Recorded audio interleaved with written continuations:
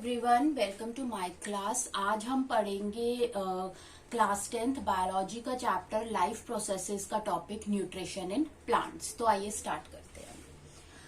हमने पढ़ा था प्रीवियस क्लासेस में कि जो एनिमल्स होते हैं, ठीक है, या ह्यूमंस होते हैं, वो क्या होते हैं? हेटेरोट्रॉप्स होते हैं। हेटेरोट्रॉप्स का मतलब है कि वो अपना जो फूड होता है या जो अपना न्यूट्रिशन होता है वो कैसे ऑब्टेन करते हैं? किसी दूसरे ऑर्गेनिज्म से ऑब्टेन करते हैं, इसलिए हम उनको कंज्यूमर्स भी कहते हैं। या फिर वो अपना न्यूट्रिशन कैसे ऑब्टेन करते हैं?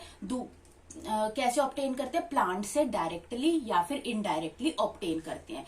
यानी जो एनिमल्स होते हैं वो अपना जो फूड होता है वो खुद सिंथेसाइज नहीं करते, वो अपने फूड के लिए किसी और ऑर्गेनिज्म पे या प्लांट्स पर डिपेंड करते हैं, इसीलिए हम उनको हेटेरोट्रॉप्स कहते हैं।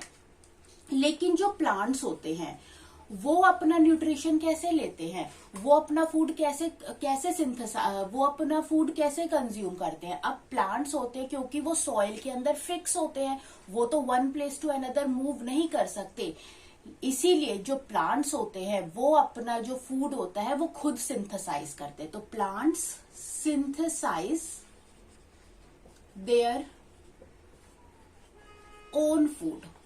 तो प्लांट जो होते हैं वो अपना फूड खुद सिंथेसाइज करते हैं, ठीक है। और इस मैकेनिज्म को क्या कहते हैं? इस प्रोसेस को क्या कहते हैं? फोटोसिंथेसिस।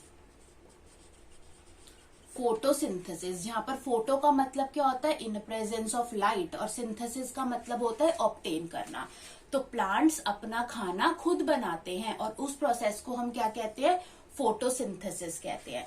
अब क्योंकि यहाँ पर ये जो फोटोसिंथेसिस होता है, यानी ये जो फूड ऑब्टेन्ड होता है ये इन अ प्रेजेंस ऑफ लाइट होता है, ठीक है, इसीलिए प्लांट्स के अंदर जो स्पेशली जो ग्रीन प्लांट्स होते हैं फोटोसिंथेसिस करवाने के लिए क्लोरोफिल पिगमेंट का होना बहुत जरूरी होता है। तो हर ग्रीन प्लांट के अंदर हमको क्लोरोफिल मिलता है। ये क्लोरोफिल क्या करता है? सनलाइट को ट्रैप करने में हेल्प करता है। ये क्लोरोफिल पिगमेंट क्या करता है? सनलाइट को ट्रैप करता है, जिसकी हेल्प से प्लांट अपना फूड सिंथेसाइज करते हैं। अब ये जो पिगमेंट होता है क्लोरोफिल, ये ह्यूमंस के अंदर, एनिमल्स के अंदर प्रेजेंट नहीं होता, इसीलिए हम अपना फूड खुद नहीं बना सकते। अब फोटोसिंथेसिस के अंदर होता क्या है कि प्लांट्स को क्या क्या करना होता है कि जो भी इन्वायरमेंट के अंदर इनऑर्गेनिक रॉ मटेरियल है, इनऑर्गेनिक रॉ मटेरियल कौन सा है?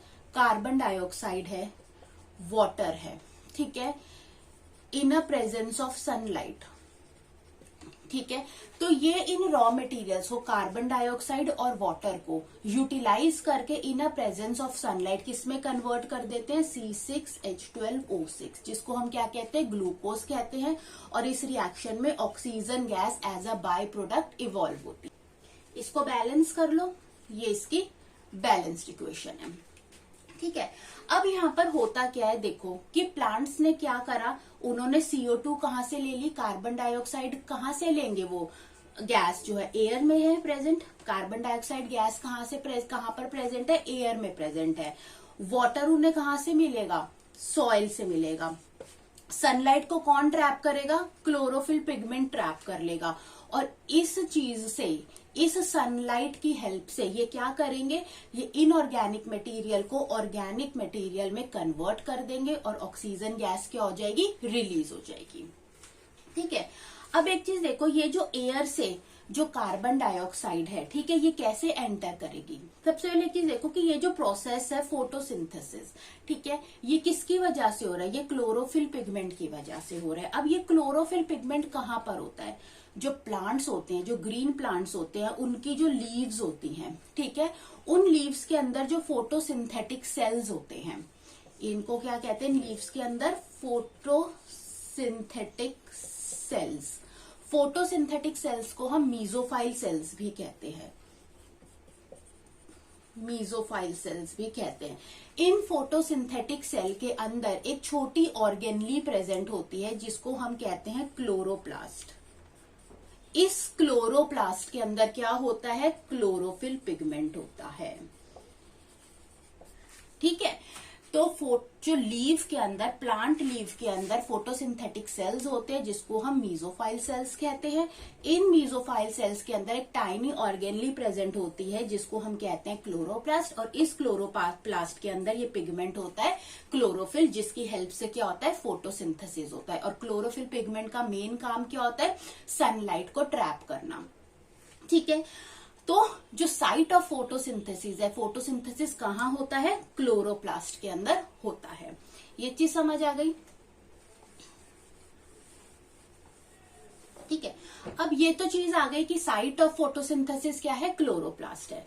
अब यहाँ पर ये जो कार्बन डाइऑक्साइड गैस आ रही है, ठीक है, एयर से आ रही है, लेकिन एयर से लीव्स के अंदर कैसे एंटर करती है, बहुत लीव्स के अंदर छोटे छोटे पोर्स होते हैं जिसको हम क्या कहते हैं, स्टोमेटा कहते हैं। तो इन टाइनी पोर्स के थ्रू जो होती है ये कार्बन डाइऑक्साइड लीव्स के अंदर क्या करती है, एंटर करती है। ठीक है, तो कार्बन डाइऑक्साइड एयर से लीव्स के अंदर किसके थ्रू आती है, टाइनी पोर्स, जिनको हम क्या कहते हैं, स्टोमेटा कहते हैं।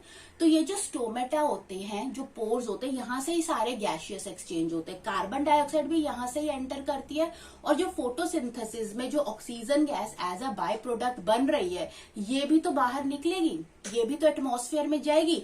तो ये गैस भी एटमॉस्फेयर में किसके थ्रू जाती है, स्टोमेटा के थ्रू ही जाती है। तो जो भी गैसियस एक्सचेंज होते हैं वो किसके थ्रू होते हैं, स्टोमेटा के थ्रू होते हैं। उसके बाद वाटर है। वाटर जो होएगा प्लांट के अंदर कैसे आता है, सॉइल से आता है। ठीक है, कि यानी सॉइल के अंदर प्लांट्स की क्या होती है, रूट होती है। प्लांट्स की यहाँ पर क्या होती है, रूट्स होते हैं। इन रूट्स के पास क्या होते हैं, रूट हेयर्स होते हैं।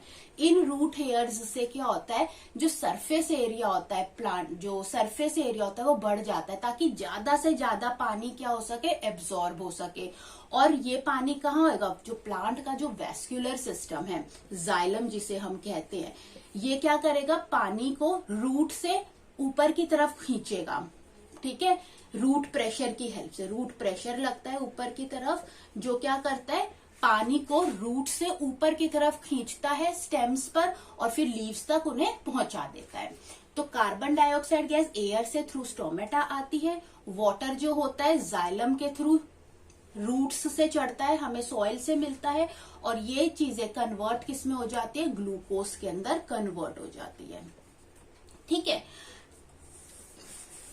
अब कैसे ये कन्वर्जन यहाँ पर हो रहा है, देखो, जब क्लोरोफिल सनलाइट को ट्रैप कर रहा है, ठीक है, तो सनलाइट को ट्रैप करते ही सनलाइट की हेल्प से क्या होता है कि ये जो वाटर मॉलिक्यूल होता है ये दो पार्ट्स में टूट जाता है, स्प्लिट हो जाता है, H2 में और O2 के अंदर। इसको हम कहते हैं फोटोलिसिस। मतलब कि लाइट की प्रेजेंस में वाटर का जो मॉलिक्यूल क्या हो गया, स्प्लिट हो गया। Splitting of water molecule in a presence of sunlight, इसको हम क्या कहते हैं, फोटोलिसिस कहते हैं। अब ये जो हाइड्रोजन यहाँ पर बना है, ये क्या करेगा, ये जो कार्बन डाइऑक्साइड जो हमें एयर से मिल रही है, इसको क्या करेगा, रिड्यूस करेगा, रिडक्शन करेगा। और ये कार्बन डाइऑक्साइड किसमें कन्वर्ट हो जाएगी, ग्लूकोज के अंदर कन्वर्ट हो जाएगी, कार्बोहाइड्रेट्स हमको मिलेंगे। तो और ये जो सारे स्टेप्स होते हैं, ऐसा नहीं है कि एक के बाद एक हो, धीरे धीरे ये ग्रेजुअली टेक प्लेस करते हैं। ठीक है, तो इस तरीके से फोटोसिंथेसिस होता है। फोटोसिंथेसिस होने के लिए हमें क्या क्या रॉ मटेरियल की जरूरत है, कार्बन डाइऑक्साइड की, वाटर की और सनलाइट की। सनलाइट हमें कहाँ से मिल रही है, लीव्स के अंदर कहाँ से आ रही है, क्लोरोफिल पिगमेंट के थ्रू आ रही है। क्लोरोफिल पिगमेंट कहाँ पर प्रेजेंट है, जो लीव्स के अंदर जो फोटोसिंथेटिक सेल्स हैं उनके पास क्लोरोप्लास्ट ऑर्गेनली है, उनके पास क्लोरोफिल प्रेजेंट है। तो साइट ऑफ फोटोसिंथेसिस क्या है, क्लोरोप्लास्ट है। कार्बन डाइऑक्साइड कहाँ से आ रही है, एयर से आ रही है, और लीव्स के अंदर कैसे एंटर कर रही है, स्टोमेटा के थ्रू एंटर कर रही है। ठीक है, जो भी सारे गैसियस एक्सचेंज हो रहे हैं, चाहे जो भी गैस अंदर निकल रही है या बाहर जा रही है, वो स्टोमेटा के थ्रू जा रही है। वाटर लीव्स में कैसे आ रहा है, रूट्स के थ्रू आ रहा है। सॉइल के अंदर वाटर है तो रूट्स के थ्रू आ रहा है, रूट्स के थ्रू वाटर ऊपर की तरफ चढ़ता है रूट प्रेशर से, जाइलम से। ठीक है, और किन्हें मिल जाता है, लीव्स को मिल जाता है। अब होता क्या है, फोटोलिसिस होता है। फोटोलिसिस में क्या होता है कि लाइट की प्रेजेंस में वाटर मॉलिक्यूल्स क्या होता है, स्प्लिट होता है H2 में और O2 में, और उसके बाद ये जो H2 होती है ये रिड्यूस करती है कार्बन डाइऑक्साइड को किसके अंदर, ग्लूकोज के अंदर। ठीक है, अब एक चीज कि जो भी अब इनऑर्गेनिक चीजें ऑर्गेनिक सब्सटेंस में फोटोसिंथेसिस में कन्वर्ट हो जाती है और जो फूड मिलता है वो हमें क्या मिलता है, C6H12O6। C6H12O6 क्या है, ग्लूकोज है। और ग्लूकोज को हम क्या कहते हैं, सिंपल शुगर कहते हैं। ये क्या है, एक सिंपल शुगर है। ठीक है, सिंपल शुगर। और सिंपल शुगर क्या होती है, कार्बोहाइड्रेट्स। कार्बोहाइड्रेट्स ही है ये, शुगर्स को क्या कहते हैं, कार्बोहाइड्रेट्स कहते हैं। अब ये कहता है कि सिंपल शुगर जब बनती है लीव्स के अंदर तो इनके साथ साथ क्या बनता है, स्टार्च भी बनता है। स्टार्च जो होती है ये क्या होती है, कॉम्प्लेक्स शुगर होती है। इसका मतलब ये है कि जो रॉ मटेरियल्स को यूज करके जब ग्लूकोज मिलता है, सिंपल शुगर मिलता है, तो उसके साथ साथ हमें क्या मिलता है, प्लांट्स को क्या मिलता है, स्टार्च भी मिलता है। ग्लूकोज तो सिंपल शुगर है, लेकिन जो स्टार्च है वो क्या है, एक कॉम्प्लेक्स शुगर है। तो ग्लूकोज को तो प्लांट्स उसी टाइम पे यूज कर लेते हैं, लेकिन स्टार्च जो होती है, ये जो कॉम्प्लेक्स शुगर होती है, इसको प्लांट्स क्या करके रखते हैं, रिजर्व करके रखते हैं। और 3 दिन के अंदर जब उन्हें चाहिए होता है तो स्टार्च को क्या कर लेते हैं, यूटिलाइज कर लेते हैं। तो रिजर्वायर की तरह ये काम करती है। प्लांट्स जो होते हैं इस कॉम्प्लेक्स शुगर स्टार्च को स्टोर करके रखते हैं और जब उन्हें जरूरत पड़ती है तो वो इसको यूटिलाइज करते हैं। 3 डेज के अंदर अंदर प्लांट्स जो होते हैं स्टार्च को यूटिलाइज कर लेते हैं। और अब चाहे ग्लूकोज हो या चाहे स्टार्च हो, ये दोनों ही क्या है, कार्बोहाइड्रेट्स हैं। अब जैसे कि हमको एनिमल्स को हमको एनर्जी मिलती है, हम खाना खाते हैं तो एनर्जी मिलती है, और सबसे ज्यादा गुड सोर्स ऑफ एनर्जी क्या होता है, कार्बोहाइड्रेट्स ही होते हैं गुड सोर्स ऑफ एनर्जी। उस एनर्जी से जैसे कि एनिमल्स के हमारा डाइजेस्टिव सिस्टम, हमारे सेल्स वर्क करते हैं, हम ग्रोथ करते हैं, डिफरेंट वर्क हम करते हैं। सिमिलरली प्लांट्स जो होते हैं, जो भी इनको ये जो शुगर मिल रही है, इससे क्या करते हैं, ये जो खाना मिला लीव्स में ग्लूकोज बन गया, अब ग्लूकोज लीव्स से क्या करेगा, different parts of the plant में क्या हो जाएगा, डिस्ट्रीब्यूट हो जाएगा। तो इससे होगा क्या क्या, एनर्जी मिलेगी। एनर्जी का मतलब है प्लांट क्या करेंगे, रिप्रोड्यूस करेंगे। सेल जो होएगा, जो कि प्लांट सेल्स हैं, वो इस ग्लूकोज को यूटिलाइज करेंगे अपने वर्किंग के लिए। प्लांट्स रिप्रोड्यूस करेंगे और प्लांट्स में क्या होगी, ग्रोथ होगी। तो इस कामों के लिए प्लांट्स को क्या चाहिए होता है, फूड चाहिए होता है, एनर्जी चाहिए होती है, ताकि सेल्स उसको यूटिलाइज करते हैं, प्लांट ग्रोथ होती है और प्लांट क्या कर पाते हैं, रिप्रोड्यूस कर पाते हैं। और ये जो खाना है जो प्लांट्स का, ये कहाँ बनता है, लीव्स में बनता है। ठीक है, ग्लूकोज की फॉर्म में। और स्टार्च भी बनती है जो कि प्लांट स्टोर कर लेते हैं और उसको यूटिलाइज करते हैं बाद में विद इन 3 डेज। ठीक है, तो ये सारा था कि फोटोसिंथेसिस होता कैसे है। अब हम देखेंगे कि क्या क्या इंपॉर्टेंट रॉ मटेरियल्स हैं जो कि इनको चाहिए होते हैं फोटोसिंथेसिस के लिए। ओके, अब हम देखते हैं रॉ मटेरियल्स फॉर फोटोसिंथेसिस। तो फोटोसिंथेसिस करवाने के लिए प्लांट को क्या क्या रॉ मटेरियल्स चाहिए, कार्बन डाइऑक्साइड चाहिए, वाटर चाहिए, सनलाइट चाहिए, और सनलाइट को ट्रैप करने के लिए पिगमेंट चाहिए, क्लोरोफिल। ठीक है, क्लोरोफिल का हमें पता चल गया। क्लोरोफिल कहाँ प्रेजेंट था, क्लोरोप्लास्ट के अंदर प्रेजेंट था। और क्लोरोप्लास्ट एक ऑर्गेनली था जो फोटोसिंथेटिक सेल में प्रेजेंट होता है, जो सनलाइट को ट्रैप करता है। अब हम देखते हैं सबसे पहले कि प्लांट्स को कार्बन डाइऑक्साइड जो एयर के अंदर प्रेजेंट है वो प्लांट्स में जो लीव्स हैं उसमें कैसे एंटर करती है। तो हमने पढ़ा था कि जो भी गैसियस एक्सचेंज होते हैं वो कहाँ से होते हैं, टाइनी पोर्स, जिनको हम क्या कहते हैं, स्टोमेटा कहते हैं।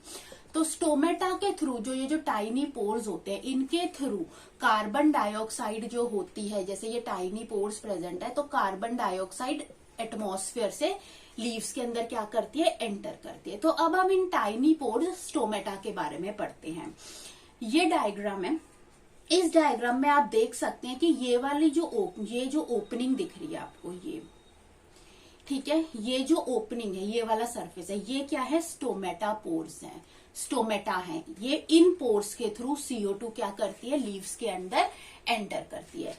अब ये जो स्टोमेटा पोर्स होते हैं, इनके आसपास क्या होते हैं, गार्ड सेल्स प्रेजेंट होते हैं। जैसे आप ये जो लीफ शेप देख रहे हो, ये और इस तरफ ये जो देख रहे हो, ये क्या है, गार्ड सेल्स है। पेयर्ड गार्ड सेल्स प्रेजेंट होते हैं जो दोनों तरफ से, जिन्होंने क्या कर रखा है, स्टोमेटा को घेर रखा है। इन्हीं गार्ड सेल्स की वजह से स्टोमेटा का पोर क्या होता है, बंद होता है और क्लोज होता है। अगर वो क्लोज होगा तो वो कैसी पोजीशन में होगा, इस तरीके से फ्लैट पोजीशन में होगा। ठीक है, अगर ये जो स्टोमेटा पोर है अगर ये बंद है तो कार्बन डाइऑक्साइड जो होगी एटमॉस्फेयर से लीव्स के अंदर नहीं आ पाएगी।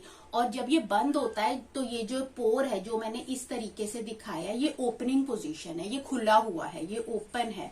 और जब ये बंद होता है तो ये इस तरीके से स्ट्रेट होता है। तो जब बंद होता है तो CO2 लीव्स के अंदर एंटर नहीं कर पाती, सिर्फ ओपन जब होता है तभी CO2 क्या होती है, लीव्स के अंदर एंटर कर पाती है। तो अब ये पोर बंद या खुलता कैसे है वो डिपेंड करता है गार्ड सेल्स पर। ठीक है, गार्ड सेल्स के थ्रू ये जो पोर होता है ये खुलता है और बंद होता है। तो सबसे पहले आप देख सकते हो कि ये जो पोर है इसके अंदर की ये जो शेडेड पार्ट है ये थिक सेल वॉल है, ये बहुत थिक होती है। और आप ये जो आउटर लेयर देख रहे हो, ये वाली जो लेयर देख रहे हो, ये थिन सेल वॉल है। ठीक है, अंदर ये क्या है, ये गार्ड सेल है। इस गार्ड सेल के पास क्या है, न्यूक्लियस है, क्लोरोप्लास्ट है इसके पास, और क्या है, एक लार्ज वैक्यूल है। अब होता क्या है कि जब रूट हेयर्स से, ठीक है, रूट हेयर सरफेस एरिया को बढ़ा देते हैं, तो सॉइल से जब पानी जो ऊपर की तरफ आता है, ठीक है, जब जाइलम के थ्रू पानी ऊपर आता है रूट प्रेशर के थ्रू, ठीक है, तो लीव्स तक भी जाता है। तो गार्ड सेल्स जब इस वाटर को क्या कर लेते हैं, एब्जॉर्ब कर लेते हैं। ठीक है, जब गार्ड सेल्स वाटर को एब्जॉर्ब कर लेते हैं तो गार्ड सेल्स क्या हो जाते हैं, स्वेल हो जाते हैं, फूल जाते हैं। और जैसे ही गार्ड सेल्स स्वेल अप कर जाएंगे तो हमारा स्टोमेटा पोर क्या हो जाएगा, ओपन हो जाएगा और गैसियस एक्सचेंज होगी, कार्बन डाइऑक्साइड एंटर करेगी, या फिर अगर O2 को बाहर निकलना है, ऑक्सीजन को बाहर निकलना है बाय प्रोडक्ट, तो भी यहीं से होगा। ठीक है, तो जब गार्ड सेल्स स्वेल करते हैं, कैसे स्वेल करेंगे, बाय एब्जॉर्बिंग वाटर, वाटर को एब्जॉर्ब करने पर गार्ड सेल्स स्वेल करते हैं और कैसी पोजीशन में आ जाते हैं, वो ओपन हो जाते हैं। और जब वो वाटर को लूज कर देते हैं, जब उन्हें वाटर नहीं चाहिए, ठीक है, तो जब वो वाटर को लूज कर देते हैं तो इस तरीके से गार्ड सेल्स क्या हो जाते हैं, श्रिंक कर जाते हैं। तो गार्ड सेल्स जब श्रिंक कर जाएंगे तो हमारा स्टोमेटा पोर कैसा हो जाएगा, स्ट्रेट हो जाएगा, यानी स्ट्रेट यानी कि क्लोज पोजीशन में आ जाएगा, तब गैसियस एक्सचेंज नहीं होगा। तो जब गार्ड सेल्स वाटर को एब्जॉर्ब कर लेते हैं तो वो स्वेल कर जाते हैं और हमारा पोर खुल जाता है। जब गार्ड सेल्स वाटर को लूज कर देते हैं तो वो श्रिंक कर जाते हैं और हमारा जो पोर है वो स्ट्रेट हो जाता है, जिसको हम स्ट्रेट हो जाता है या फिर क्लोज हो जाता है। ठीक है, तो जब प्लांट को फोटोसिंथेसिस करवाना है, जब उनको कार्बन डाइऑक्साइड चाहिए, तब ये प्रोसेस होते हैं। तो इस तरीके से गैसियस एक्सचेंज होता है। तो जो स्टोमेटल पोर्स हैं उनकी ओपनिंग और क्लोजनिंग किसके ऊपर डिपेंड करती है, गार्ड सेल्स पर डिपेंड करती है। ठीक है, ओके, नेक्स्ट आता है कि अब प्लांट्स ने, हमें पता है प्लांट में कार्बन डाइऑक्साइड कैसे आती है, क्लोरोफिल कहाँ प्रेजेंट है, सनलाइट कैसे ट्रैप होती है। अब हम देखेंगे कि प्लांट्स वाटर को कैसे ऑब्टेन करते हैं। तो वाटर कहाँ पर प्रेजेंट होता है, सॉइल के अंदर प्रेजेंट होता है। अब सॉइल से पानी लीव्स तक कैसे जाएगा, किसके थ्रू जाएगा, रूट से स्टेम्स में जाएगा और स्टेम से कहा जाएगा, लीव्स में जाएगा। ठीक है, अब रूट से स्टेम में पानी को ले जाने के लिए, या जब रूट से स्टेम में जो पानी जाता है वो कैसे जाता है कि रूट्स के पास क्या होती है, रूट हेयर्स होते हैं। रूट के पास रूट हेयर्स होते हैं। अगर ये रूट है तो इसके पास ऐसे छोटे छोटे क्या होते हैं, रूट हेयर्स होते हैं। ठीक है, इन्हें क्या कहते हैं, इन्हें रूट हेयर कहते हैं। ये रूट हेयर क्या कहते हैं, ये रूट हेयर क्या करते हैं, सरफेस एरिया को बढ़ा देते हैं, surface area increase, surface area को बढ़ा देते हैं। और जब सरफेस एरिया बढ़ जाता है तो वाटर का एब्जॉर्प्शन बहुत अच्छे से हो पाता है। तो सॉइल से रूट में पानी कैसे जाता है, रूट हेयर्स के थ्रू जाता है। अब सॉइल से रूट में पानी कैसे गया, रूट हेयर्स के थ्रू गया। क्यों, क्योंकि सरफेस एरिया बढ़ गया। अब रूट से पानी स्टेम में और स्टेम से लीव्स में कैसे ऊपर की तरफ चढ़ेगा, रूट प्रेशर लगेगा, ऊपर की तरफ जो पानी को खींचेगा, रूट प्रेशर लगेगा। और ये कौन से टिश्यू में होता है, जाइलम में होता है। जो वेस्कुलर सिस्टम है प्लांट का, जाइलम, जो कि पानी को ट्रांसपोर्ट करने में हेल्प करता है फ्रॉम रूट्स टू स्टेम। और स्टेम से पानी कहाँ जाता है, लीव्स में जाता है। तो कौन सा वेस्कुलर सिस्टम, जाइलम वर्क करता है। तो जाइलम के थ्रू जो प्लांट्स होते हैं वो वाटर को ऑब्टेन करते हैं फ्रॉम सॉइल। ठीक है, तो अब यहां पर हम देखेंगे significance of photosynthesis. Significance of photosynthesis कि फोटोसिंथेसिस से हो क्या क्या रहा है, क्या क्या हमें मिल रहा है, एक प्लांट को क्या क्या मिल रहा है। तो पहली चीज जो प्लांट को मिल रही है फोटोसिंथेसिस से वो है ग्लूकोज। प्लांट को क्या मिल रहा है, ग्लूकोज मिल रहा है। वो उससे क्या हो रहा है, फूड ऑब्टेन हो रहा है। लीव्स के अंदर जो सेल्स है, फोटोसिंथेटिक सेल्स है, वहां पर ग्लूकोज मिल रहा है। और ग्लूकोज क्या है, एक सिंपल शुगर है। ठीक है, जिससे क्या मिल रही है, प्लांट्स को एनर्जी मिल रही है, वो ग्रोथ कर पा रहा है, रिप्रोड्यूस कर पा रहा है, तो ग्लूकोज मिलता है। सेकंड होता है कि प्लांट्स को क्या मिलता है, स्टार्च मिलता है। क्योंकि ग्लूकोज तो बनता ही बनता है, सिंपल शुगर तो बनती है, कॉम्प्लेक्स शुगर भी बनती है स्टार्च, जिसको प्लांट्स क्या कर लेते हैं, स्टोर कर लेते हैं, रिजर्वॉयर की तरह काम करते हैं। और जब उन्हें यूटिलाइज करनी होती है तब वो स्टार्च को क्या करते हैं, यूज करते हैं। इसके बाद इन्हीं दोनों चीजों से प्लांट्स क्या करते हैं, सेल की ग्रोथ, सेल इन इस एनर्जी को क्या करते हैं, यहाँ से जो एनर्जी मिलती है सेल्स उनको क्या करते हैं, यूटिलाइज करते हैं। प्लांट ग्रोथ होती है, प्लांट्स क्या करते हैं, रिप्रोड्यूस करते हैं। तीसरी चीज जो फोटोसिंथेसिस में होती है वो होता है बाय प्रोडक्ट ऑक्सीजन। ऑक्सीजन जो होता है एज अ बाय प्रोडक्ट हमें मिलता है। और ये जो ऑक्सीजन है जो कि प्लांट्स में से निकलती है ड्यूरिंग फोटोसिंथेसिस, उसको हम क्या करते हैं, यूटिलाइज करते हैं। ठीक है, अपनी रेस्पिरेशन के लिए। तो यहाँ पर एक चीज देखने वाली है कि जो ये जो CO2 था प्लस H2O है, ठीक है, in the presence of sunlight जो ये काम हो रहा है C6H12O6 प्लस O2, ठीक है, ये इसकी बैलेंस्ड इक्वेशन हो गई फोटोसिंथेसिस। तो हमने देखा कि ये जो इनऑर्गेनिक प्रोडक्ट है ये किस में कन्वर्ट हो रहा है, ऑर्गेनिक प्रोडक्ट में कन्वर्ट हो रहा है। तो ये जो फूड है, ये जो ग्लूकोज है, इसके अंदर क्या है, केमिकल एनर्जी है। इसके अंदर क्या है, केमिकल एनर्जी होती है। यानी कि जब फोटोसिंथेसिस होता है तो जो सोलर एनर्जी हम कह सकते हैं, जो सनलाइट होती है, ठीक है, वो किस में कन्वर्ट होती है, सोलर एनर्जी जो होती है वो किसके अंदर कन्वर्ट हो जाती है, वो केमिकल एनर्जी के अंदर कन्वर्ट हो जाती है। और जब हम प्लांट्स से हम फूड लेते हैं तो यही केमिकल एनर्जी हमारे अंदर चली जाती है, जिसको हम ड्यूरिंग रेस्पिरेशन यूटिलाइज करते हैं। तो फोटोसिंथेसिस में क्या होता है, जो सोलर एनर्जी है, जो सनलाइट है, वो किस में कन्वर्ट हो रही है, केमिकल एनर्जी में कन्वर्ट हो रही है। क्योंकि ये जो ग्लूकोज है ये क्या है, केमिकल एनर्जी है। और जब हम प्लांट से फूड को ऑब्टेन करते हैं, एनिमल्स या हम जो फूड को ऑब्टेन करते हैं, तो यही केमिकल एनर्जी हमारे अंदर जाती है। एंड ड्यूरिंग रेस्पिरेशन हम इसी एनर्जी को क्या करते हैं, यूटिलाइज करते हैं। ओके, अब हम देखेंगे साइट ऑफ फोटोसिंथेसिस कि फोटोसिंथेसिस होता कहाँ पे है। तो हमें पता है जो फोटोसिंथेसिस की जो प्राइमरी साइट होती है वो क्या होती है, क्लोरोप्लास्ट होती है। और क्लोरोप्लास्ट हमको कहाँ मिलता है, लीव्स के अंदर जो फोटोसिंथेटिक सेल्स होते हैं, जिनको हम क्या कहते हैं, मीजोफाइल सेल्स कहते हैं, उनके अंदर हमको क्या मिलता है, क्लोरोप्लास्ट मिलता है। तो सबसे पहले हम क्लोरोप्लास्ट का स्ट्रक्चर देख लेते हैं। ये क्या है, स्ट्रक्चर ऑफ क्लोरोप्लास्ट है।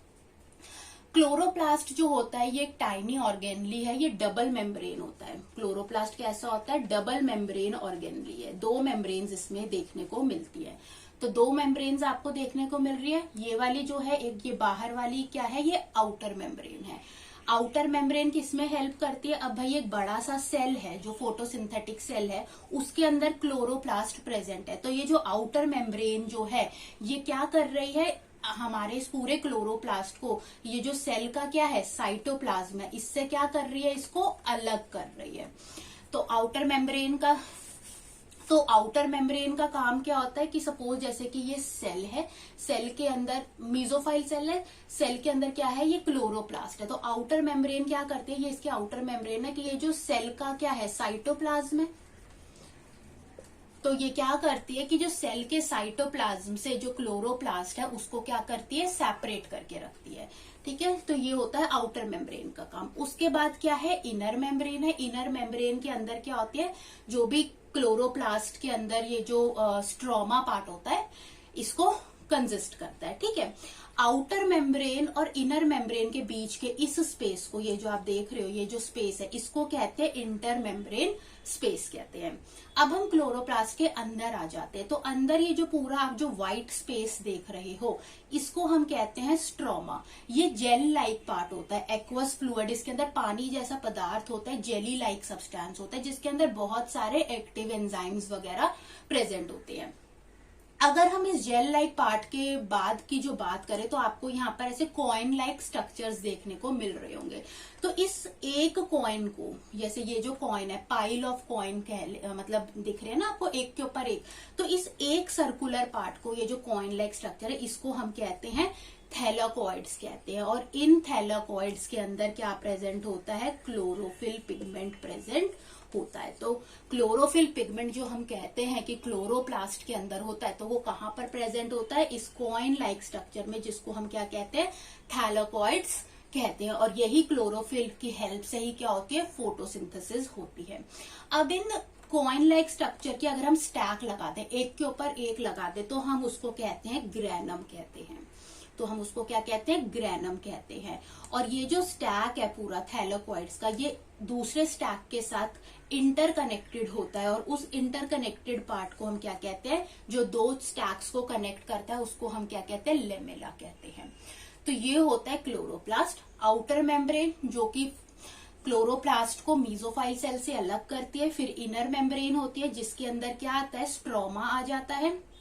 जो ये जो पार्ट है, जो स्ट्रोमा, जो जेल लाइक पार्ट होता है, जिसके अंदर एक्टिव एंजाइम्स होते हैं। और ये जो स्टैक्स होते हैं थैलाकोइड्स के, ठीक है, इन स्टैक्स ऑफ थैलाकोइड्स को हम क्या कहते हैं? ग्रेनम कहते हैं। और एक थैलाकोइड के अंदर क्या प्रेजेंट होता है? क्लोरोफिल प्रेजेंट होता है। और इन स्टैक्स को आपस में कौन कनेक्ट करता है? लेमिना कनेक्ट करता है। और आउटर मेम्ब्रेन और इनर मेम्ब्रेन के स्पेस को हम क्या कहते हैं? इंटर मेम्ब्रेन स्पेसेस कहते हैं। तो ये था क्लोरोप्लास्ट, जो कि एक डबल मेम्ब्रेन ऑर्गेनली है। ये प्राइमरी साइट होती है फोटोसिंथेसिस की। ठीक है, अब हम देख लेते हैं कि मीजोफाइल सेल्स, जो फोटोसिंथेटिक सेल्स है, उनका स्ट्रक्चर क्या होता है। ओके, तो अब हम देखते हैं यहाँ पर मीजोफाइल सेल का स्ट्रक्चर क्या होता है। अब देखो, जो लीव्स है, लीव्स के पास क्या है? फोटोसिंथेटिक सेल्स है। उन फोटोसिंथेटिक सेल्स को हम मीजोफाइल सेल्स कहते हैं। ठीक है, तो अब यहाँ पर देखते हैं कि स्ट्रक्चर क्या होता है मीजोफाइल सेल्स का। जब हम लीफ को देखते हैं ना, तो लीव्स की 3 लेयर होती है। जो हमारी ये जो लीफ है, इसकी कितनी लेयर है? 3 लेयर्स हैं इसकी। ठीक है, जिसकी जो पहली लेयर होती है, जो लीफ की जो फर्स्ट लेयर होती है, उसको हम कहते हैं अपर एपिडर्मिस। ऊपर की लेयर को क्या कहते हैं? अपर एपिडर्मिस कहते हैं। ये लीफ की पहली लेयर होती है। और इसके पास कौन से सेल्स प्रेजेंट होते हैं? Epidermal cells. एपिडर्मल सेल्स हमको देखने को मिलते हैं। कहां पर देखने को मिलते हैं? अपर एपिडर्मिस को, जो लीफ की फर्स्ट लेयर है।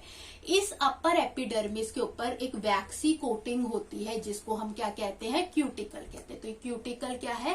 वैक्स कोटिंग है। ठीक है, तो लीफ के पास 3 लेयर्स हैं। पहली लेयर के बारे में हम बात कर रहे हैं, जिसको हम कहते हैं अपर एपिडर्मिस। और अपर एपिडर्मिस ये वाली जो लेयर है, ये जो सेल्स है, अपर एपिडर्मिस के पास कौन से सेल्स हैं? एपिडर्मल सेल्स है। और इनके ऊपर एक वैक्स लाइक कोटिंग है, जिसको हम क्या कहते हैं? क्यूटिकल कहते हैं। लीव्स की जो सबसे नीचे की जो लेयर होती है, जो बेस लेयर होती है, वो क्या होती है? लोअर एपिडर्मिस होती है। और लोअर एपिडर्मिस के पास भी क्या होते हैं? एपिडर्मल सेल्स ही होते हैं। एपिडर्मल सेल्स होते हैं। ठीक है, उसके बाद अब इन दोनों लेयर्स के बीच में हमको मिलता है मीजोफाइल सेल। इसी मीजोफाइल सेल के पास क्या है?